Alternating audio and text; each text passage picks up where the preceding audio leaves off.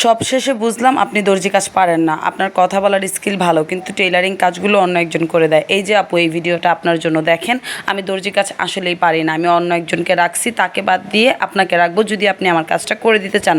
আসলে কি বলবো, আপনাদের মাথার ভিতরে কিছুই নাই। সবাই না একটা ভিডিও পোস্ট করলে অনেক অনেক ভালো কমেন্ট আসে, তার ভিতরে দুই একটা খারাপ কমেন্ট থাকে। আমি প্রায়শই সবগুলো রিপ্লাই দিই না, যেই কমেন্টটা আমার কাছে অনেক বেশি খারাপ লাগে আমি সেটা রিপ্লাই দিই, কারণ আমার প্রত্যেকটা ভিডিওতে দেওয়া আছে আমি কিভাবে কাজ করি। উনি যে বললো, উনি সবশেষে বুঝতে পারলো, কিভাবে বুঝতে পারলো? একটা বলদ যদি আমার পেজটা ঘুরে দেখে আর আমার প্রত্যেকটা ভিডিও দেখে, তাহলে সেই বলদও বুঝবে যে কাজটা আমি নিজে করি।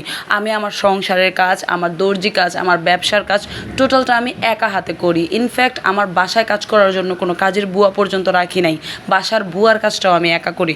আপনারা যারা যারা আমার ভিডিও শুরু থেকে দেখেন তারা অবশ্যই জানেন আমার কাজটা কীরকম।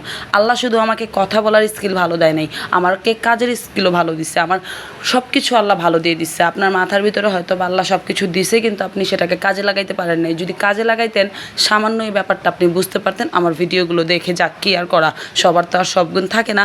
তো আমি আজকের এই ভিডিওটা আপনাকে ডেডিকেট করেই বানালাম, যাতে আপনি দেখেন এবং বুঝতে পারেন যে আমি কাজগুলো করি। নেক্সট টাইমে আমার কোনো ভিডিওতে এই ধরনের কমেন্ট করা থেকে বিরত থাকুন। সবাইকে আল্লাহ ভালো রাখুক। আল্লাহ হাফেজ।